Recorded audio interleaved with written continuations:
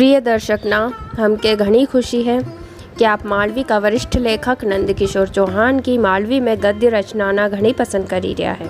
आज उनका 5 वैचारिक लेख वर्ल्ड एक्सप्रेस में प्रस्तुत है, जो कि इन्हीं प्रकार। लेख नंबर 1, 4 बासण। परिवार में आपसी खिंचा ताण चले तो घर का बड़ा बुजुर्ग समझावे के बेटा होण या कोई नवी बात नहीं है। जिना घर में 4 बासण रहे उना घर में बासण आपस में टकराता ज रहे, मतलब परिवार में आपसी खटर पटर होती ज रहे। इन्हीं तरह बढ़ती जनसंख्या, बिगड़ता पर्यावरण और प्रकृति को स्वभाव बदलने के मजबूर करने वाला हमें लोकता। हाँ, इना परिवर्तन का प्रभाव से जड़ जीव न मनक कोई भी अछू तो नहीं रह गयो है। असम में प्रदेश की प्यारी चिड़िया गोरैया के भी मुसीबत को सामनो करनो पड़ी रहो है। असो लागे गोरैया ने रिसई के अपनो दूसरो घर ढूंढी लियो है। गोरैया के तरह तरह से मनाते मनक कही रहा है, गोरैया तू कई सारू रिसई गई है। असो तो नहीं कि टूटिया खपरेला का घर और हरिया भरिया झाड़ काटा पीटी करी के उनकी जगह सीमेंट का जंगल देखी ने थारो जीव घबराई गयो होय। बेन बता, कोई ने थारा अंडा बच्चा से छेड़खानी तो नहीं करी लाखी? कान फोड़ू डीजे ने भोंगा की आवाज़ थके अच्छी नहीं लागी? कहीं का सारू तू हमारा से दूर चली गई? इना बदलता पर्यावरण ने मौसम का भूत से डरी के तू दूसरा घरे चली गई? तारी सेवा में हमारा बाल बच्चा से कोई भूल चूक तो नहीं हुईगी? बता, असो तो नहीं हुई रियो है कि मनक का गुनाह की सजा थारे भुगतनी पड़ी रही हो। प्यारी ने सुंदर गोरैया, दुनिया की रीत तो यह है कि 100 घर में से एक घर तो डाकण भी छोड़ी दे है।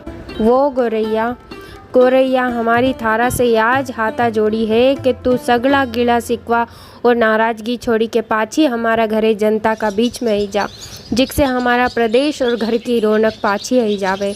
बड़ा बूढ़ा ने छोरा छोरी सगला थारे रोजेज मनावे। ओ गोरैया आई जाओ, मारी प्यारी वाली गोरैया, मारी बाली गोरैया, थारा बिना कोई को भी मन नहीं लागी रियो है। अबे थारे शिकायत को मौको नहीं मिलेगो। ओ गोरैया।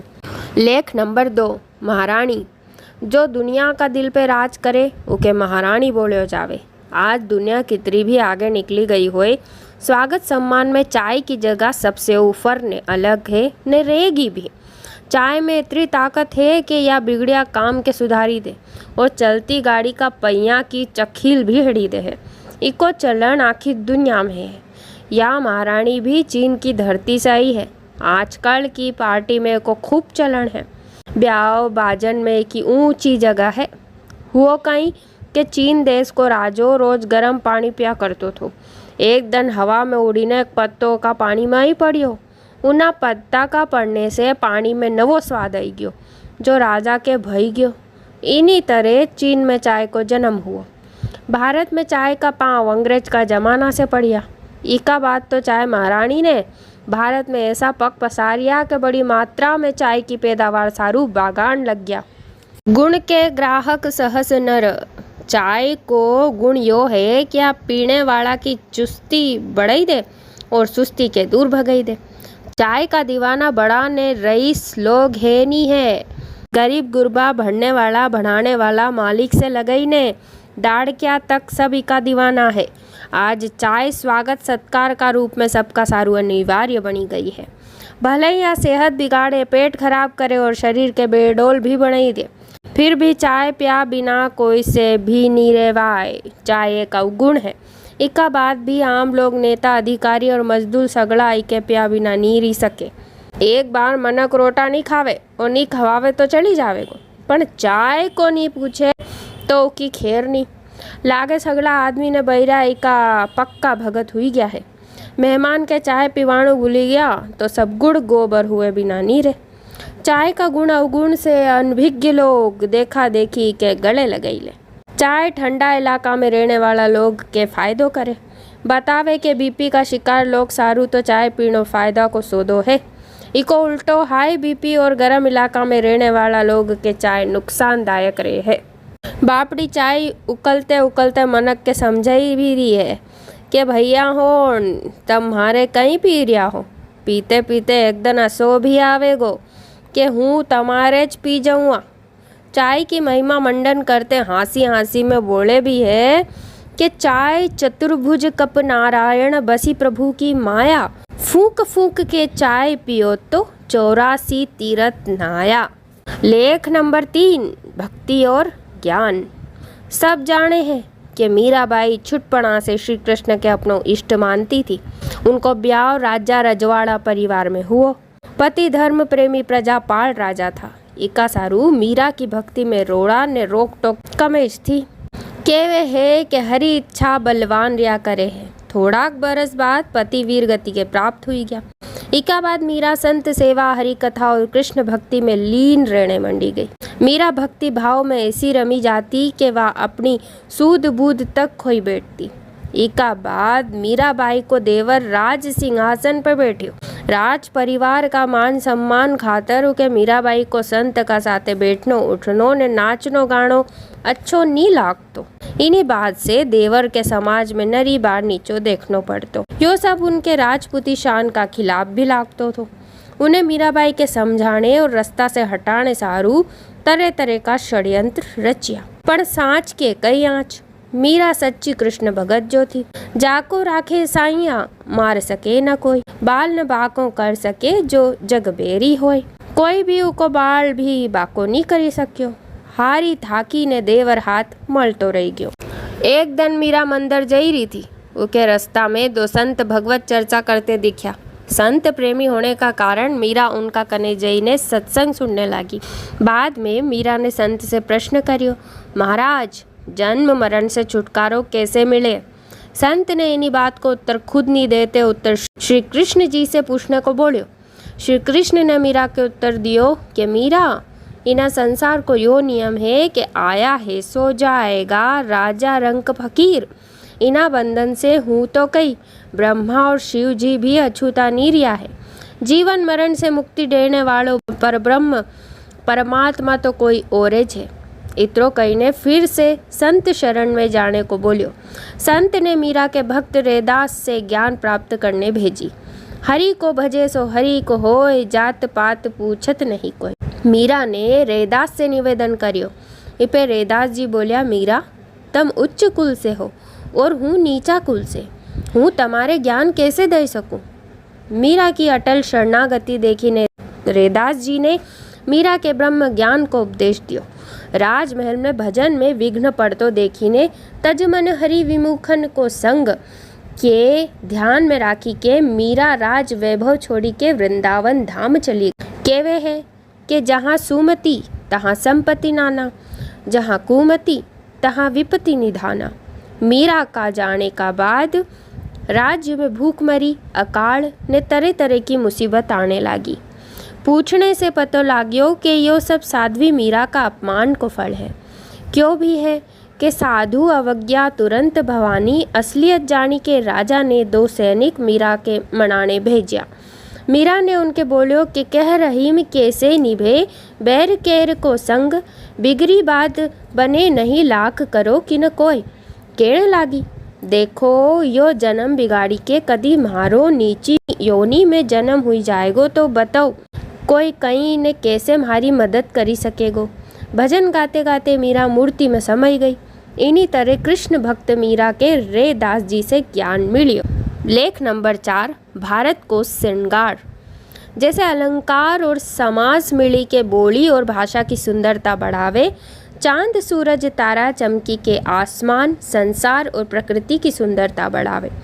ओस की बूंद चमकी के घास का तिनका की शोभा बढ़ावे। गहना लाज शर्म और अच्छो परिधान औरत की सुंदरता बढ़ावे। दिवाली पे दिया घर की रौनक और सुंदरता बढ़ावे। पानी फसल और मनक में जान फूके। इका सारू तो केवे है कि बिन पानी सब सून, रंग बिरंगा फूल से बगीचा खिलखिलावे। कोयल सी मीठी वाणी कान में रस घोली के सबके मगन करे। संत असंत की पहचान भी तो उनका ज्ञान और बोली से हुई है। वसेज अपनी धरती और भारत की सुंदरता और श्रृंगार मौसम ऋतु और महीना मिली के करे है। उणाला की ऋतु धरती के अच्छा धान सारू खूब तपावे। पेड़ पौधा का पत्ता खिरावे, उनमें नवा ने नरम पत्ता लावे। पानी की भाप, अच्छी बरसात सारू आकाश को पेट भरे। बरसाती ऋतु धरती के हरियाली की ओढ़नी ओढ़ावे, कुआं नदी और तालाब के पानी से लबालब करे, प्रकृति के हरी भरी रंगीन सुंदर ने दुल्हन जैसी बनावे। ठंड की ऋतु पहाड़ के सफ़ेद बर्फ की चादर ओढ़े के मनमोहक बनावे, लोग का स्वास्थ्य में भी बढ़ोतरी करे। फागण महीनों बाग बगीचा और धरती पे रंगीन फूल की बिछात करे। बैसाख लू का झोंका लई के लोग के चेतावे। जेठ महीनों आंधी तूफान से धरती को स्वागत करे। आषाढ़ पानी आने को संदेशो दईने पानी की बौछार लावे। सावन सबके खूब झूला झुलावे, भादवो नदी नाला एक करे। कुंवार महीनों कांस का सफ़ेद फूल से धरती के धोड़ो चोड़ो चढ़ावे। कार्तिक ज्वार बाजरो पकावे, अगन अनाज का ढेर लगावे। पूस धरती के ओस रूपी मोती की चादर ओढ़ावे। देखो तो सही, इन्हीं तरह ऋतु फले और अपनो भारत मुस्कुरावे। असो लागे कि भारत को श्रृंगार करने ऋतु और उनको राजो बसंत खुद आवे। कोई ने भारत की सुंदरता को बखान करते लिखियो भी है कि चंद्र और नक्षत्र ललक कर लालच भरे लहकते हैं, मतलब स्वर्ग समान भारत की धरती पे देवता ने सगला आने की इच्छा रखे। अबे कोई बतावे कि अन्न धन देने वाली भारत मात भला महके ने आखा देश के क्यों निभावे। लेख नंबर 5, टिड्डी दल। ग्रहण दो तरह का है, सूर्य ग्रहण और चंद्र ग्रहण। ग्रहण धरती और चंद्रमा का घूमने से होय है। ग्रहण को मतलब सूर्य और चंद्रमा को थोड़ी देर छिपी जानो। यो कोई का सारू शुभ रहे और कोई के सारू अशुभ, फलदायी भी रहे। असो माने है कि इन्हीं वक्त कोई भी शुभ काम नहीं करिया जावे, देव स्थान का पट भी बंद हुई जावे। इका बारे में तो सबने सुनियो है। इन्हीं तरह बादला, आंधी तूफान, समुद्री प्रकोप और बवंडर मिली के तरह तरह का व्यवधान पैदा करे। आदमी के जीवन में नई तरह की मुसीबतों को सामना करना पड़े। इन्हीं मुसीबत के भी ग्रहण लागने जैसो मान्यो गयो है। कोई सीधा साधा मनक या ग्रहण की बखत जन्म लेने वाला बच्चा के ग्रहण गेलियो भी बोले। इक्का साथे साथे आजकल एक नवी मुसीबत जी के प्राकृतिक ग्रहण भी कह सकता हाँ लागने मंडी गयो है। इको प्रकोप ने कुप्रभाव सूर्य चंद्र ग्रहण से ज़्यादा होय। इका आते सब दूर घणो इंदारो हुई जाए। इना ग्रहण के टिड्डी दल को नाम दियो है। इको लागणो मतलब हरियाली और फसल सब चौपट। टिड्डी दल को मनपसंद भोजन किसान की फसल और पेड़ पौधा का पत्ता है। आज टिड्डी दल किसान और वनस्पति को सबसे बड़ो दुश्मन बनी रहो है। इके अकाल दल कहनो भी गलत नहीं होएगो, क्योंकि जा भी इनको आक्रमण होए समझो वहाँ अकाल की नौबत आई जावे। क्या समस्या एक अपना देश की नहीं है, आखो संसार एक से जूझी रहो है। एक कावा में मादा टिड्डी ढेर सारा अंडा दे। यो दल जामन और लीमड़ का पत्ता से परहेज करे, मतलब उनके नहीं खावे। टिड्डो एक तरह को रेगिस्तानी कीड़ो है। इके अरबी में अल जराद और अंग्रेजी में लोकस्ट बोले। इकी 6 टांग, 2 आँख, पंख और एक मुंडो रे। यो मनक की बड़ी अंगली का आकार को रे। यो कीट किसान अजू देश की आर्थिक रूप से कमर तोड़ी दे। यो असंतुलित जलवायु का कारण पैदा होए। एक कीट का वजन का बराबर फसल चट करी जावे। हवा में 150 किलोमीटर की चाल से उड़े हैं। इनकी संख्या आसमान के भी ढांकी दे।